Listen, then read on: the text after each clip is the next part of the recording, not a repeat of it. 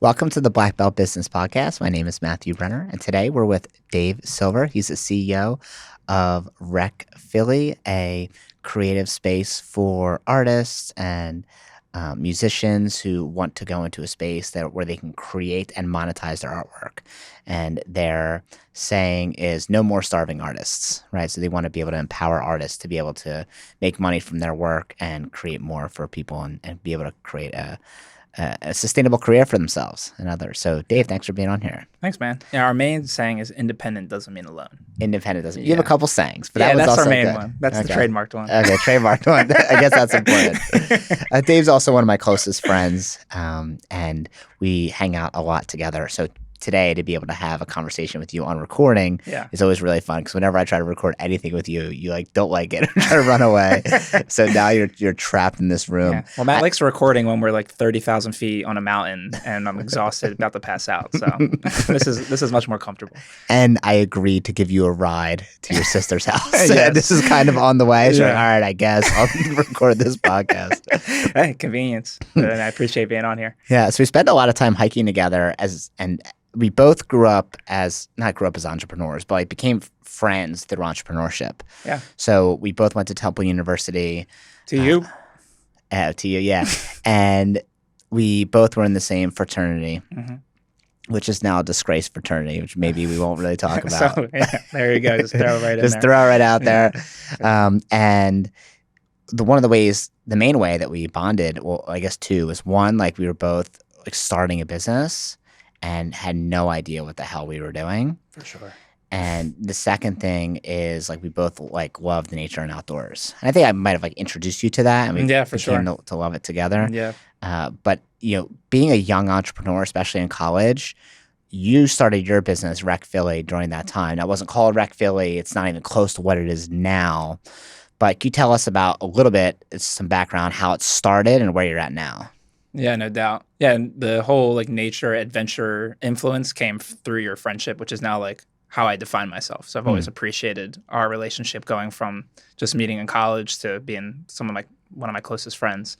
And we can jam more on that later. But yeah, back in college, in the basement, we were looking for opportunity to perform. My best friends were music artists, and here I am as a social chair in our fraternity.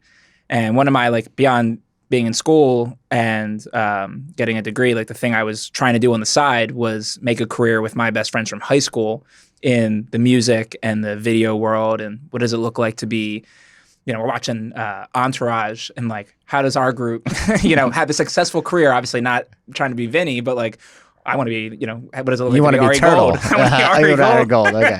I like how I think of you as Turtle, and you think of yourself as Ari Gold. No, but that's a similar story to so many folks of you see success in the entertainment industry and you feel like you have those skills and talents. I thought my best friends were talented enough to be successful in music and in video, and I wanted to be a conduit to that success. I wanted to play my role in that. And here we are in college.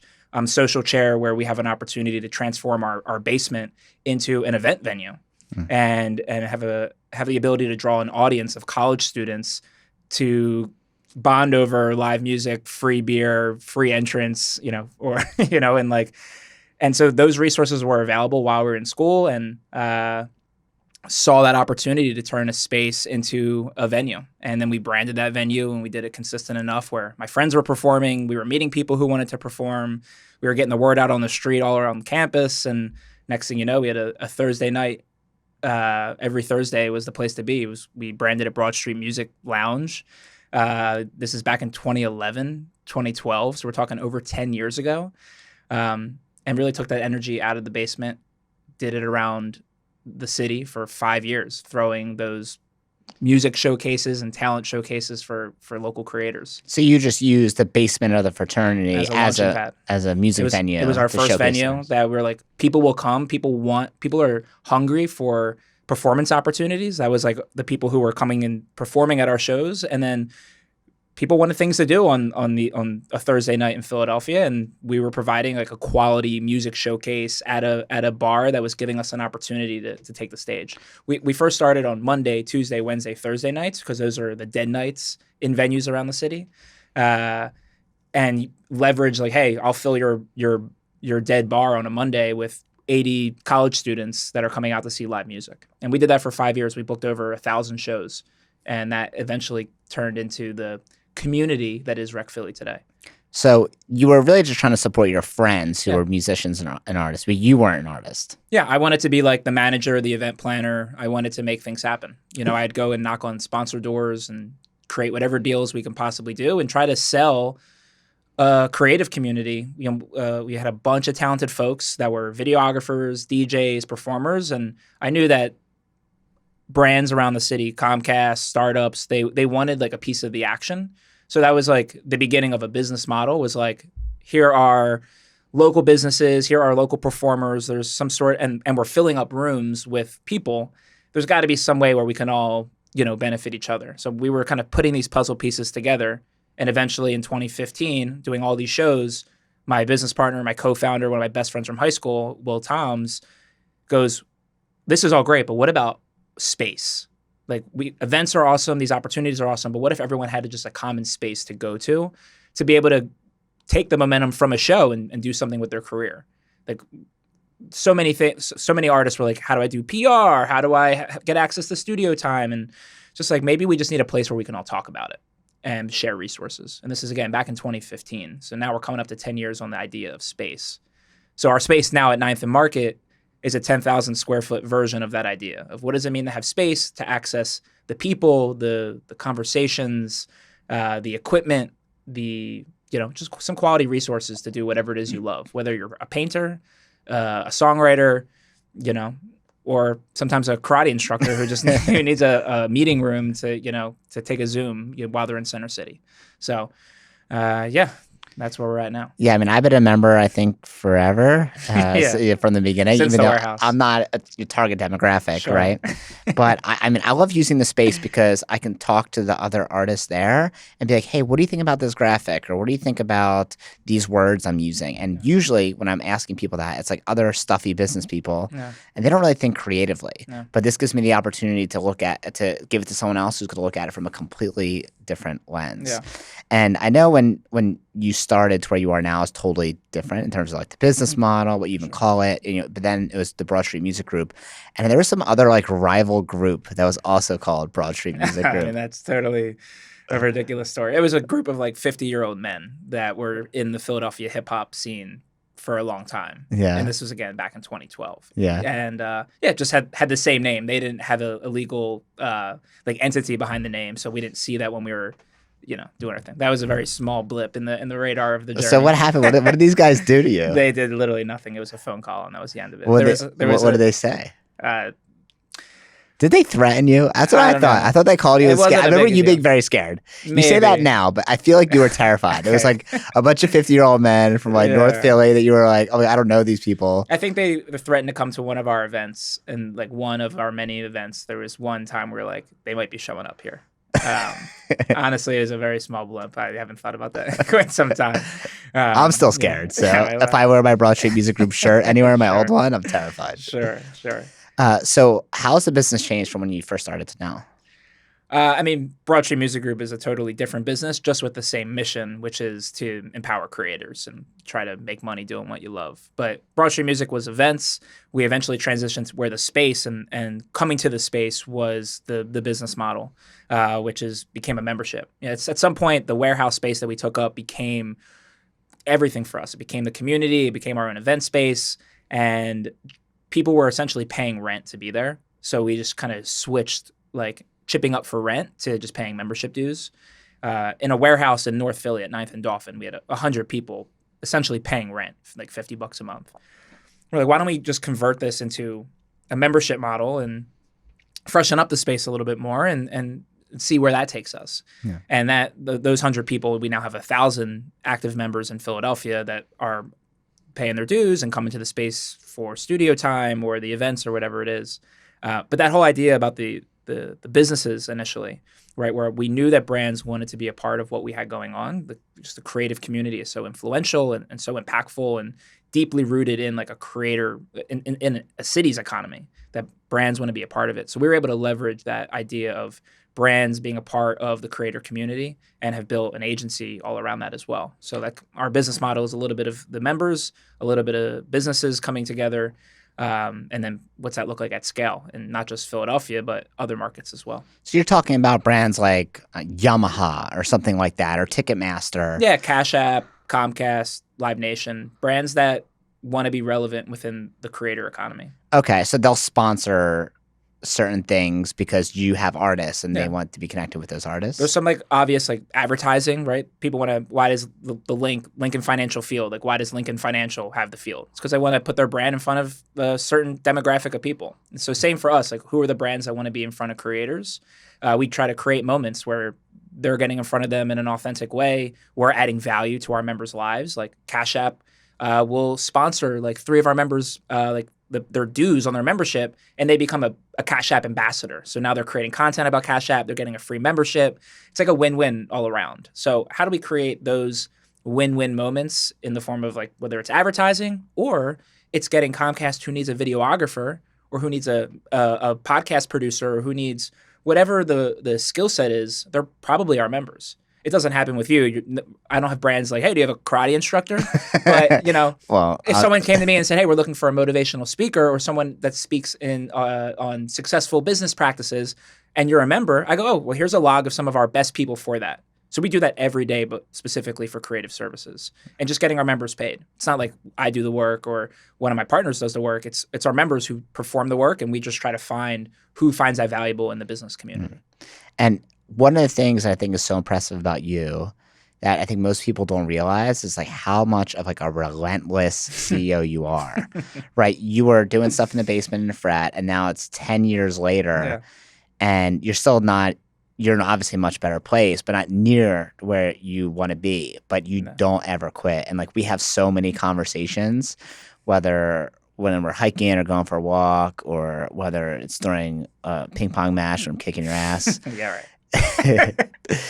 That you're just tenacious, right? You like never go. So I guess my question is like, you have so many connections, right, in the business world now through a lot of all the work, a lot of relationships, right? Like to these big brands, and they know you, they love you, and at any moment you could probably just fold the whole thing and get a pretty good job, like a really like a decent to great paying job at one of these big brands. But you stick to the mission at Rec. You stick to your people.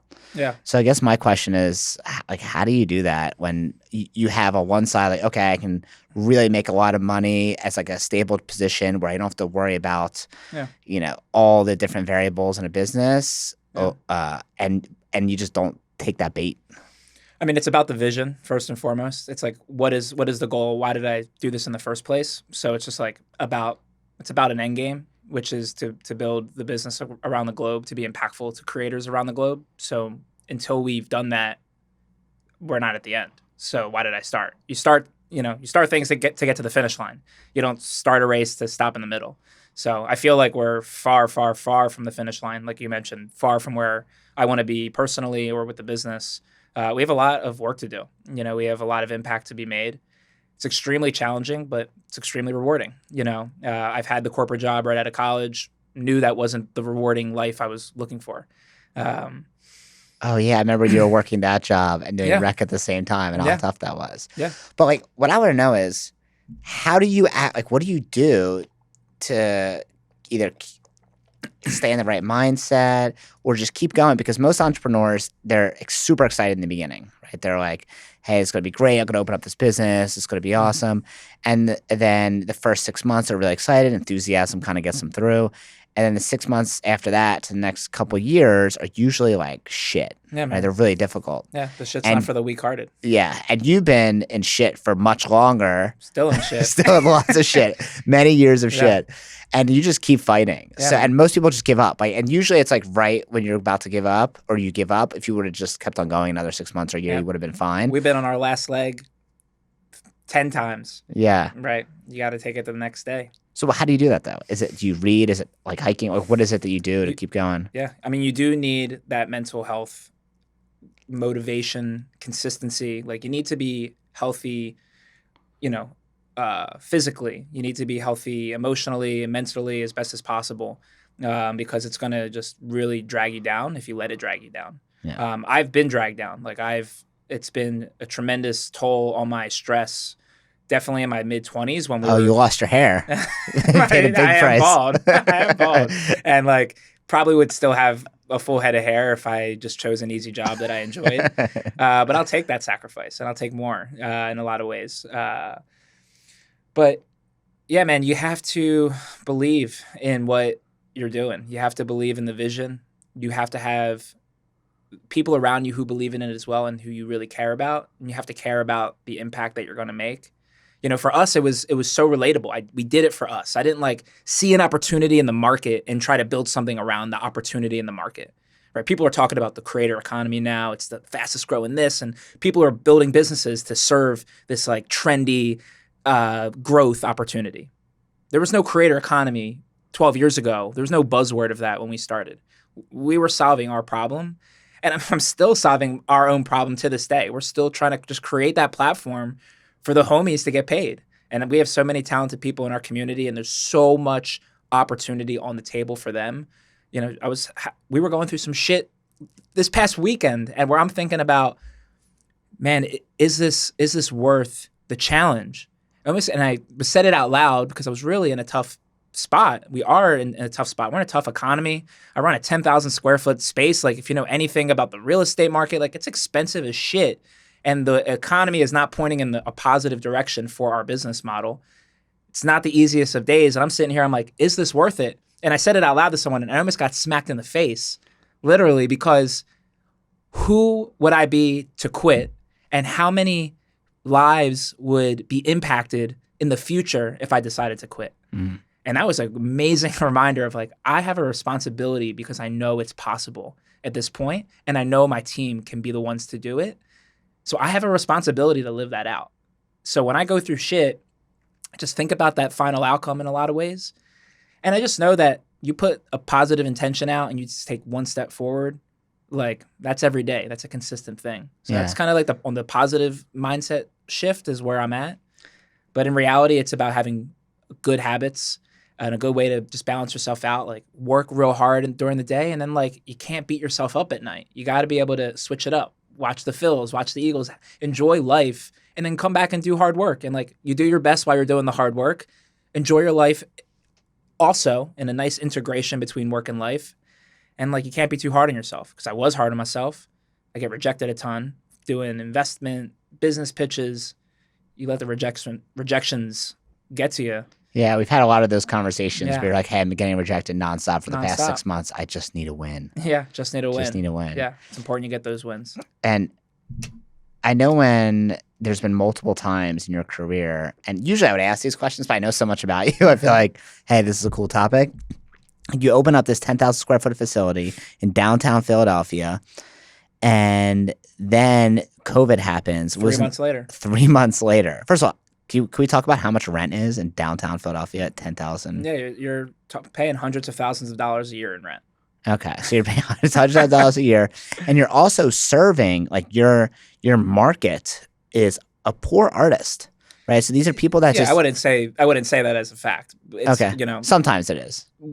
We market to artists and creatives who want to do this full time. Many of them are struggling to pay their bills right now.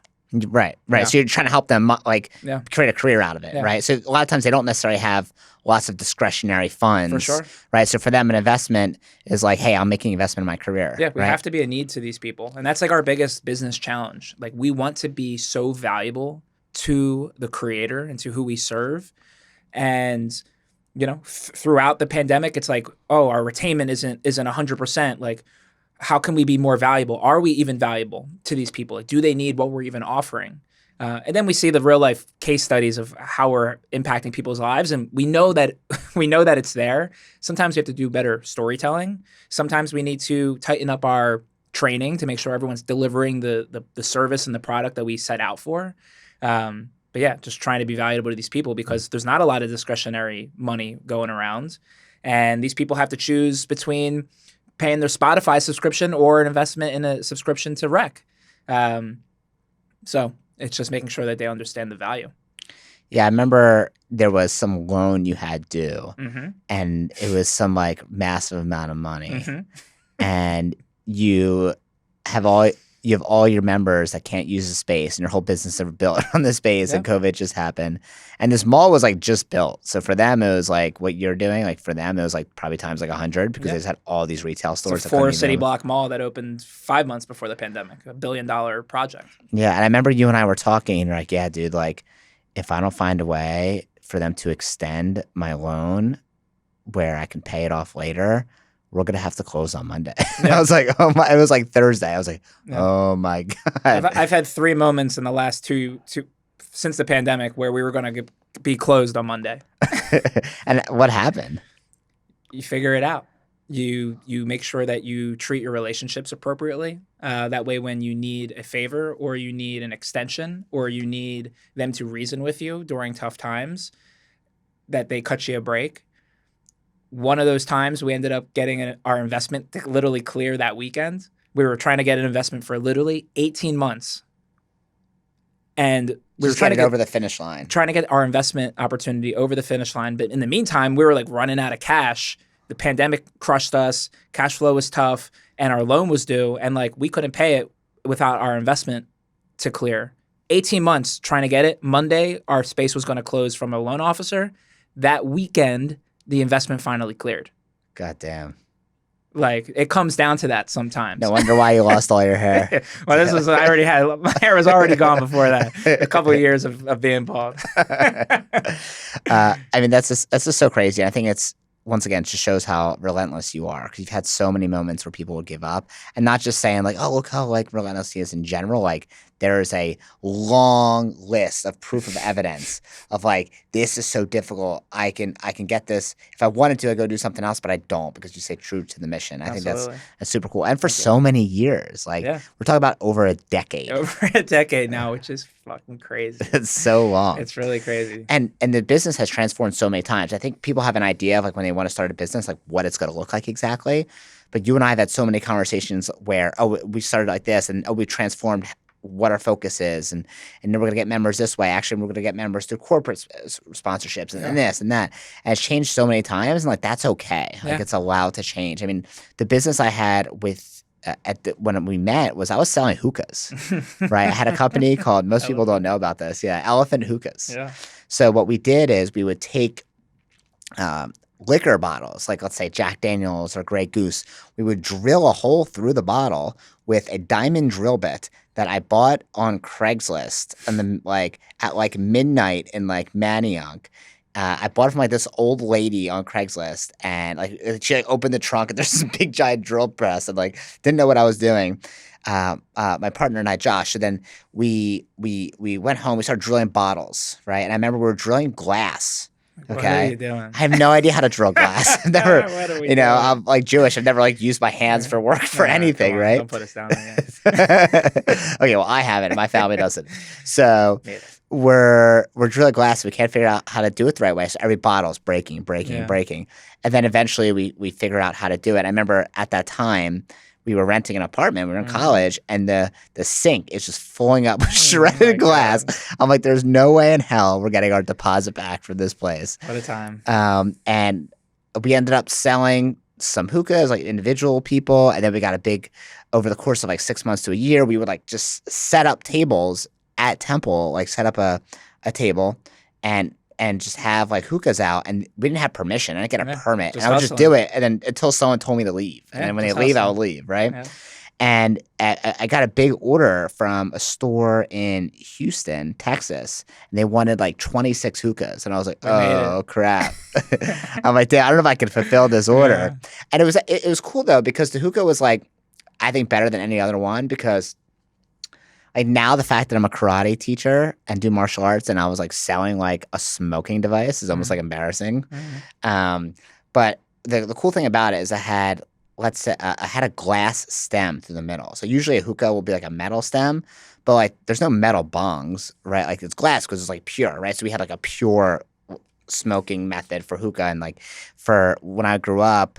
A lot of Israelis smoke hookah, and like a lot of my friends were Jewish and Israeli, so that's what they did. So it was like a very common thing. Like their parents would do it, and they'd be at all these events. So I did that business for maybe 6 months to a year. I got this big order, and then I spoke with an attorney, Can't do and that. yeah, they're like, you can't use other people's brands as your Definitely not. product. Definitely And I'm not. like, okay, what if I take off the label, like the Jack Daniels label? Nah. Like, they have a pen on the shape of the bottle, Yeah. so you can make some money, like pocket money, if you want, but this it can't be a Yeah. sustainable business. Yeah. And I'm like, all right, let me do martial arts. That's what I know and love. Let me just go do martial Yeah, let me just sell bugs. Yeah, No. that was a good time in our lives while you were producing those hookahs. It was very fun. I was a consumer. You were a consumer, yeah. I know one of the most fun parts, honestly, was two things. One was going to parties and collecting the bottles afterwards because they're very valuable. So we go to like other frat parties and it's just like clean up. So they Steal liked their it. alcohol.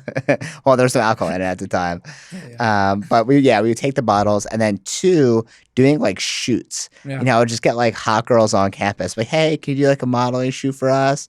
And they would be like, yeah, sure. Like any girl was like, not any girl, but like, most people, I guess, would want high quality photos of themselves. We Of get course. some photographer to come, and Yeah. so it looked really, really cool. Yeah, I enjoyed those shoots as well. Yeah. So, were you in it? Were you one of the No. models? No. Yeah. Yeah. Yeah. Maybe bald Dave would get in there, but hair Dave was not as good. way too. Wasn't the right fit. But anyway, the whole point is that like my business career has changed, Yeah. right? Like I went from selling hookahs, and then I opened up a martial arts school, and then I opened up. Then I started doing consulting, and then I opened up a couple other locations that I'm working on. And it's okay if it changes from what it was in the beginning. Like, there's nothing wrong with that. Yeah. You have to adjust and be malleable in order to survive, Yeah. right? And one of the ways that you and I guess, stay flexible is spending a lot of time in nature, Yeah. right? Like, well, not I don't want to say a lot of time, but like very specific focus time. So you Yeah. and I, we like to go hiking. We have a big national park trip we do every year, plus a lot of like filler hikes in between around Pennsylvania and New Jersey. Yeah. So what is it specifically as I guess from an entrepreneurial perspective? What is it you like about the outdoors and hiking? Yeah. Yeah, I mean, it's crazy. We've been doing the national park trips for close to 10 years as well. And every year it comes at such an important time for me mentally, where it's like we usually do them in like around the beginning of the fall, and I've just went through the whole, first 6 to 8 months of the year, and I'm feeling pretty drained mentally and probably running into some business challenge. And I always look forward to those hikes because I know I'll be able to think clearly, think differently, like be out in nature where some folks think the best in any setting. And so I always look forward to those trips because I know I'm going to get some sort of refreshed moment for myself. Maybe not come up with like an epiphany, though those are the great moments for it. It's just like I know I'll have time to think to myself, relate to the world, and No appreciate phone service. yeah, and appreciate the world and appreciate how big the world is and how challenging things are. And so one, just look forward to that. It's such a great mental milestone in the year, knowing that I'll have that moment to refresh. So having something to look forward to and like that kind of trip and adventure is always great. And then the trip itself, the hiking itself, like I've never really enjoyed hiking, for just hiking. It's like really challenging. Definitely some of the hikes that we do, like talking hours, 6, 8, 12 hours. We're talking miles, like 6, 8, 12 miles each time, going straight up, elevation, rocks, climbing, coming down is even the harder part, on your body and your feet. And like to find the moments of joy through those hikes is like, to me, reminiscent of finding the joy through the challenge of building a business, right? It's not all going to be easy. And for the most part, a lot of people are like, why are you doing that in the first place? It seems way easier to drive to the top of the mountain than to hike through the woods and be scared you're going to get lost and scared that this is going to happen and scared eaten by a bear. It's like, it's very relatable to the entrepreneurship journey. The hike, where, at what points in the hike do you get to appreciate what you're doing? like that you're out in a beautiful landscape on a beautiful planet, seeing some of the most amazing sights, having time for yourself, and then you get to the top of the hike, or you get to the climax of the hike, and you get to sit there and reflect and laugh and create these moments, all reminiscent. So like that's why I love it, is because it helps me remind myself to think positively, find those moments of joy, the reflection, enjoy when you're at the top, but also like enjoy when you get back to the bottom. Like so many comparisons that like you can make just outside looking in, but I also really compare it while we're hiking, which is a great way to think about, just self-development and bonding and things like that. Yeah, I love the mystery of it. Like I love like entrepreneurship. Like you go into this trail, okay, or you start this new business venture. And once you're in that park, there's no one going to help you, right? If like a bear comes, by the way, if you've like not really into hiking, it's so rare to see a bear. In fact, we get super excited to see a bear. Yeah, let's see the bears. And if you're in like a main big park, they're not going to bother you. So besides that besides that article I just said where the two people were mauled by a bear in Canada. But besides them, it's very, very, very rare. And if you do see one, it's usually out in the distance. But like, when you're an entrepreneur and you're running a business, no one's going to save you, right? Like you just got to figure out things on your own. And when you're out hiking, you got to just figure out, like, there's just like mystery. I go out to this park, no park ranger's going to save you if you slip off a cliff or you see some kind of animal. Like, no, it's like, it's up to you to survive. You have to have enough water, which by the way, is not that difficult. You just fill up your bottle. Like you just fill up your bag with as much water as you possibly can and just go out. But like that sense of mystery and excitement is always, and not knowing what's around each corner, right? Like you turn a different corner and there's this like big open expanse. I remember this one hike we went on where we were traversing on the side of like just like rolling hills. It wasn't even super high, but then at the end there was this like there was this part where it's kind of steep, and we got to the top where we looked down into this valley, and this one valley had so much wind. What do you remember? What park that was? Oh yeah, Montana and Glacier. Maybe it was Glacier National Park, and it had so much wind. Yeah, you could stand there like you're on the edge of the Titanic or something, and the wind would blow so hard you wouldn't fall over. Yeah. Right, and if you had like maybe a wingsuit, you could probably like whip you off the mountain. Yeah, and it was only right there in that one spot. Take a step back, it stops being so windy. Put your head in, just it was nuts. The mystery. The mystery part of it is very cool. What was your favorite hike or favorite park? Yeah, I mean, one, I just want to reflect on the mystery because that is like I don't even look up the hike. I don't even want to know what the views look like. I don't. You help prepare by looking at the reviews, but I just like stay back because I love every turn and what's going to be at the top, or is it a top? Is it a lake? Is it a what is going to be that moment of like wow? Because it takes your breath away. No matter what it is, when you go definitely on a national park trip, you're going to get a wow moment, but like the world surprises you of how like it can present that to you. So I'm always on the personal enjoyment side, just always looking forward to like what's going to be that like moment of like, wow, this is beautiful. Favorite hikes, I love the unique adventures that hikes offer. A lot of people think it's just like you're at the top, you're at the bottom, you got to hike to the top. You're going to follow a trail. You'll get there. Yeah, there's some trees, some woods. It's all going to look the same. And like, there's plenty of hikes that are like that if you just do, abundance of hikes. But some of the ones we do in the national park, you're like, you're going through a canyon in water, or like you got to use your hands and pull yourself up. Let's talk about specifically because like some are. So that's Zion in National Park. Yeah, the Narrows is definitely top 3 of the dozens and dozens we've done. For sure. Where it's not up and down. You're just walking straight through a canyon, right? Huge boulders on the left and right, and then you're walking through very shallow waters, but sometimes the water gets a little higher depending on where you're at, and you're wearing these water shoes and you're kind of we weren't just wearing water shoes, a whole suit. We rented like this like suit at the park water office suit. They would go up to like probably like your chest or something. It's like an apron or at like fishing. People probably do it for like fishing or something.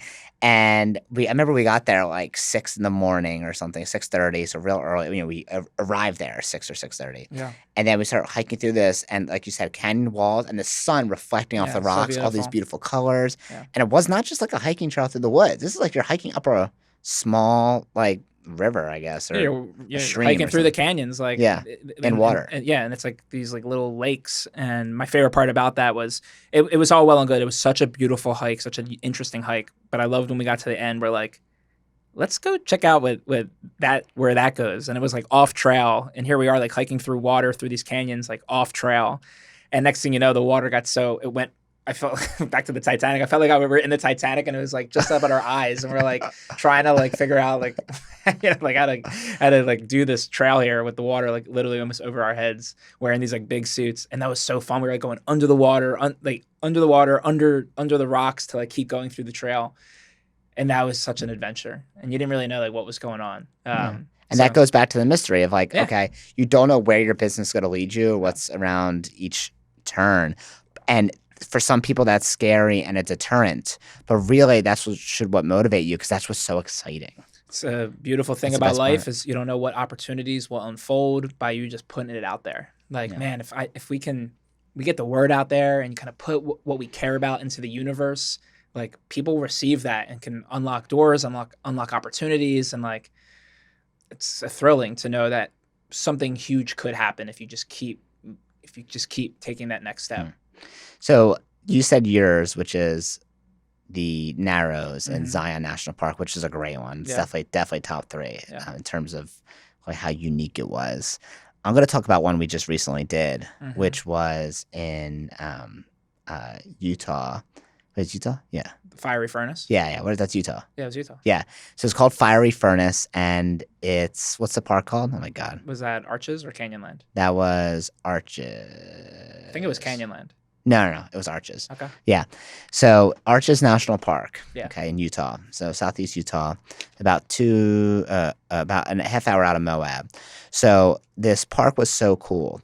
And the reason it was cool is because you had to get a permit to hike this trail. Now, most national parks now, especially since COVID, you have to get a permit to do like some of the most major popular trails because they get overcrowded. Yeah. And in the beginning, I was very annoyed about that because a lot of these are like a lottery system, and you have to like win this lottery to go on this trail, and it's like so stupid and annoying. Hard to plan. Yeah, really difficult to plan. You plan it 3, 6, 12 months out.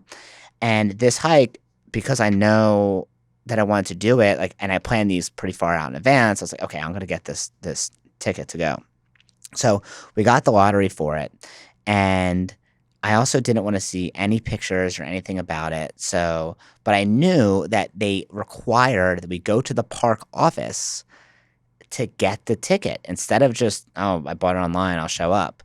So we go to the park office, and they bring us into a back room, and they sit us down, and they make us watch a video. Now, like, usually when you watch a video to do something, it's like skydiving or rafting or some sort of crazy extreme adventure activity.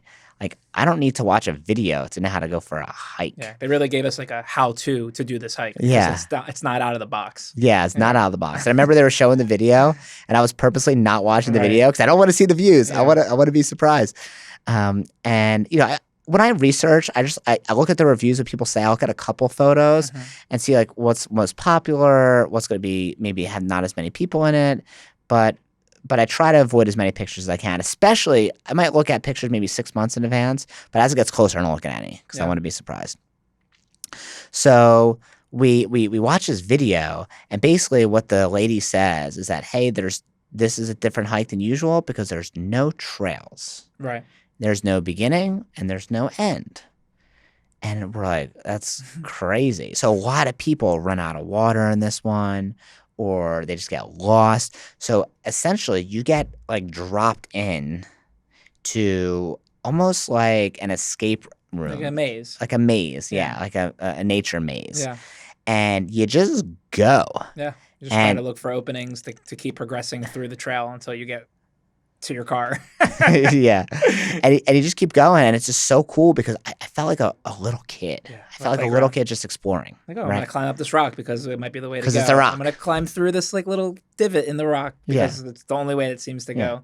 Get to use our hands and boost each other up. That was my favorite part. Where like we had to like, Where you grabbed my butt. That was your favorite part. Firm on the cheeks. Yeah, just like yo, like grab my arm, like yo, I'll help you. Like reach over there. Like that is like the camaraderie and the challenge. Oh, there was that one very steep part. So also this trail. Oh, I think that was a different whatever. There was many parts of the trail, especially in these parks, Arches and Canyon lands, that you had to really use your hands and feet to get up. Yeah. It's called not canyoneering. What do we call that again? Shuffle or I forget what it is. You call yeah. your scrambling. Scrambling, yeah, that's what you Scrambling. said, You yeah. have to use your hands and feet. Yeah.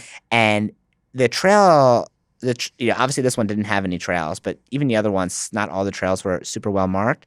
So we'd go the wrong way. Yeah. And we're going up some spots like, this does not look This very is really, safe. really hard. If Rhonda finds out about this. Yeah, no, get my mom out of this. So, but anyway, we're fine. We're all supporting and help each other. But I remember like we had to like grab hands and lift each other up and like lean back. And it's just so exhilarating and so fun. Yeah. And the flip side of that, because there's no specific destination, also because we have a group of like 5 or 6 people, and everyone has a different idea on where to go, then there starts to be a little bit of bickering, right? Oh, let's go this way. No, we need to go that way. And like no one really knows. It's all a guess. No one's ever been there before. Everything kind of looks the same when you look each direction. And that was fun too, because we'd be like arguing, but no one knew. And like, we'd follow some person's direction, and then you would walk for 100 yards and like a lot of work scrambling up stuff. And then you'd be at a dead end and you have to do that same thing back and then go another direction, which is frustrating as hell. Yeah. Right. And like, how many times have someone told you a path in entrepreneurship, hey, do this, and you do it, and then you're like, oh crap, that doesn't work for me. Yeah, sure. We'll give this a try, and we'll have to backtrack if it doesn't work. Yeah, exactly. You got to change all your systems again. It's a giant pain in the ass. But then you get to look at that person that showed you that way when you're hiking. Go, see, I told you. Well, luckily, your sister was always right. That's what she thinks. She thinks she's always right. And it's usually like, I remember we got to this one point where, so we're all arguing like crazy. Not like, just I would say bickering more than arguing. And then I'm like, hey, I want to see what's around that corner. And we were pretty tired and like hot. Yeah. It was very hot. There was no shade where we were. Yeah, well, you're like, let's go see that arch that we already passed by accident. And we're like, I don't know if I want to go all the way back. Yeah, there. We did enough. It's fine. Yeah. No big deal. Like, we don't need to keep going. And I'm like, you guys can stay here if you want. Let me walk up. And I think you and I walked up there. And so we walk up and we go through this like really narrow canyon. Or I guess, I don't know if it's a canyon, but whatever. We walk through it. And there's this like beautiful rock arch. It was called Hidden Arch, I think, right? Or Secret Arch or something. And it's all shaded, and it's just, there's no one there. Yes. So even this whole trail, they only allow 40 people in a day in this like one area of the park, that if they don't have a ranger with them, only 40 people. So it's very few. So you feel like you're in the middle of nowhere and no one, but it's so cool. And there's just like a breeze going by, and we just laid in this one pocket in the rocks for probably like an hour. Yeah. And like that was like the best part, but it's only because we went the extra little bit to see what was around the corner. And if we didn't, that honestly, like that made that hike. Yeah. If we didn't check that out. Yeah, absolutely. So you have to really like overturn every rock to see what's happening. Yeah. Sometimes you got to put in that extra 1%. Extra 1%. Yeah. So another question I want to ask you about, since well, another thing I think would be fun to talk about is, I know one of the other things we always like to do besides hiking is we love to do like whitewater rafting. Absolutely. So usually we'll have some pretty major hikes, and then we'll do some sort of adventure activity. Maybe it's boating, or a lot of times it's whitewater rafting. And we've done some really cool ones. One of the coolest ones was called, it was in Cherry Creek in Yosemite. And that is, in whitewater rafting, the difficulty level goes by class, right? So class 1 is the easiest. Class 5 is the most difficult. Class 5 of rapids. Of rapids, yeah. And we always go with a guide, obviously, and they help you. They know everything. So you raft, and it's super fun. And this one in Cherry Creek was class 5, and it was all difficult rapids, like nonstop adventure, super intense. Like if you fall out, you're like, oh my God, this is actually pretty scary, right? Yeah, like you do not want to fall out. Oh my God, yeah.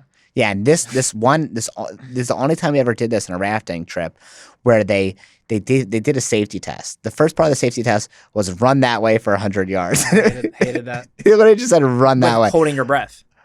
Running while holding your breath? That's what they did. You held your breath and you run up the hill. I didn't hold my breath. And that's because you weren't following directions. Well. You're lucky you didn't tip over. Fuck. I'm over here out of breath. And you're over I don't know why you're not breathing. They didn't say not breathing. I think you heard that. I don't know where you heard that story. But anyway, so they say run, and the guy's barely paying attention. He's looking at his phone or something. And then the next part is we get on the raft, and you have to jump out of the raft and go under it and go to the other side. So to prove that if you fall into the water and the raft falls on you, you know how to like get out and not be stuck. And no one's ever done that before with us in terms of safety. Yeah. And the water is freezing. It's 5:50 in the morning and the water is like 10 degrees. Yeah, and we've been up since like 3:30 because it takes time to get to these places. Yeah, your first moment of the water is you jumping in it under the raft in 10-degree in the middle of a rapid. I think they put you like in the rapid and you're like trying to, oh God. Yeah. And they just like want to see how you react and make sure you're going to be cool. We all do it. It's fine, but it's definitely like exhilarating. Yeah. I actually hated it. I love whitewater rafting. I hated that. They hated that part? Yeah. Jumping in the water before 6 in the morning is in a rapid, like swimming through the rapid. I was not happy. The water is like 40 degrees or something. Yeah. Good time. But that's what it takes. You got to make sure you're safe. Yeah, you're prepared. A real deal. So that one was just like absolutely amazing. Madness. And that was last year. And then the funny thing I want to bring up is this year, we've already kind of hit the apex of like whitewater rafting as far as we can, in terms of like recreation where like, you're not a professional. Well, yes, we're pros. We're pros. But if you're not a full-time pro, we're more like part-time pros. But if you're... Well, if you're anyway, so we go to these parks in southeastern Utah in Arches and Canyonlands, and we're looking for rafting. I find rafting is nearby. Just book it, sort of thing. And I know it's not going to be a class 5. I saw on the website it said class like 3, and I'm like, whatever, it'll still be fun. So we book it. We show up to this rafting office, and they're like, okay, we have to drive an hour and a half in the rafting office, right? Fine. So we drive an hour and a half, and there's a lot of people not a lot of people on this bus, but there's our group, which is like 5, and there's like 3 other people, and 3 other people, and they're only, when we get there, they start setting up a boat, just one. And usually when we go rafting, there's like our boat for like our group, and there's a couple other rafts with other groups, and then there's usually some person behind them who's like gets off to take pictures, and they try to sell you the picture package, which we always buy. Always. How could you not? Yeah, you need the pics.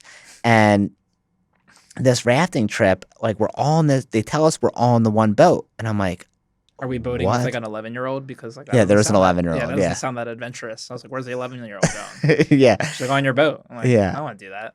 Yeah, and there's like, 10 people on this boat or something. And I'm like, well, I don't understand. There's only 2 paddles in the boat. And they're like, oh, you don't paddle. Like, are those for me and Matt? Or like, what's the guide going to do? Me and Matt need to be in the front of the boat. We are the captains. We're the captains of the boat. Of the rafting boat. Yeah. And then like, there was no paddle for me. I'm like, what the hell is this? Yeah, and it turns out I booked what's called expedition rafting, which I didn't know existed. It's sightseeing. It's sightseeing. Like you're literally staying in a boat, and the guy paddles, and you just look at stuff. And I remember just looking around at everyone who I brought on this trip with me, who we go every year. And my brother-in-law is sitting with his hand on his head. I have a picture. He looks so bored and so upset. And we're all just like booked like a river cruise by accident. And we're like, this is not what we wanted. This is ridiculous. Yeah, definitely learned our lesson for booking in the future. Yeah, definitely learned our lesson. It's just like a really, really funny experience. And read the fine print, I guess. But I've never read a whitewater rafting website like ever, besides the class level. Yeah. Oh, yeah, sure. Where are we at? 336. Okay, cool. All right, Dave. So I'm going to ask you now we talked about business. We talked about hiking. I'm going to ask you a couple like rapid fire questions. I think it'll be kind of fun. All right, you ready? Sick. Actually, these aren't even rapid. No, these are not rapid fire. Change your mind. Not rapid fire, but just a couple interesting questions. Okay. All right.